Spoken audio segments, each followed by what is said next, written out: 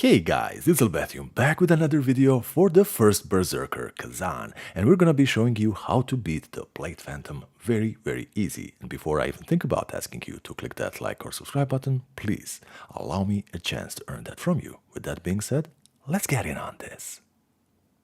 And the boss fight itself. Now, I am gonna be rewinding, pausing to make sure that I explain everything as best as I can. And guys, for this one, I want you to use the spear. The spear is gonna be making this whole boss fight very easy. And if you're still struggling, even after this guide, I suggest that you maybe farm a few little levels and just put them into stamina, anything that gives you more blocking, also with the willpower, and that's just going to be amazing because that way you won't be dependent on perfect blocking.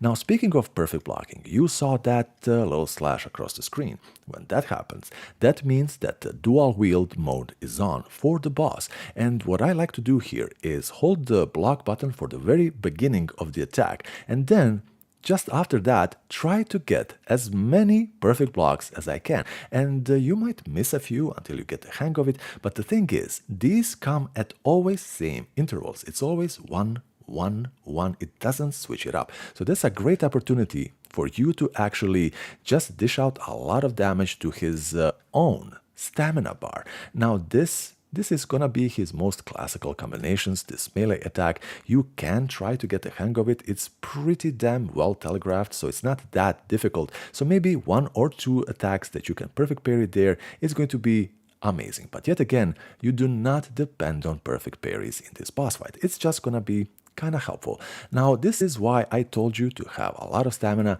and when you see any type of, hammer attacks or spear attacks of his own, you do not need to complicate things and just try to perfect parry. Just hold that button down. And then, depending on how much stamina you have, actually, you can always try to, attack a little bit more. Now, I overcommitted there and it almost was a bad idea. So always keep an eye out for your own stamina bar, because once you are open, he is gonna be having a field day with you. Now, this grab attack, for some reason, I always try dodging on the circle, but hey, it doesn't matter if you do get hit, because also, if you do get grabbed, always just dodge away, because there's going to be a follow-up attack. And this is basically the whole phase 1.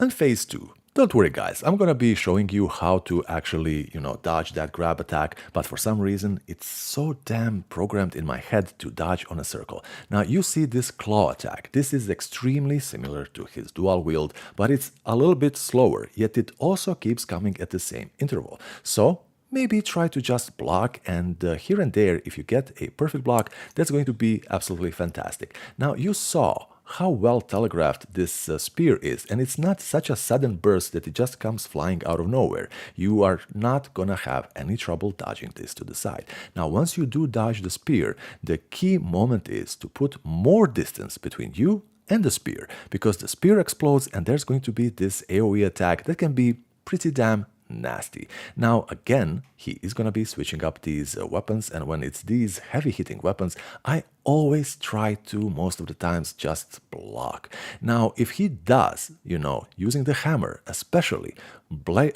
sorry about that, break your posture, break your stamina, more often than not, he is just gonna be standing there himself, just doing a cooldown before he starts a whole new set of animations. Now I wanna be, rewinding here, and once you break any boss or any enemy, you see this little circle in the middle, and if you pay attention, there is actually a timer on it. So once this pops up on the screen, you don't have to press this immediately. You can still hit him a few times, and then, depending on your stamina, obviously, you're gonna be engaging to just land this devastating attack. Now again, it's going to be the claws. You might get one hit, but hey, you are going to be having pretty good equipment at this point, hopefully. So again, he goes into the spear, and I always just block the spear.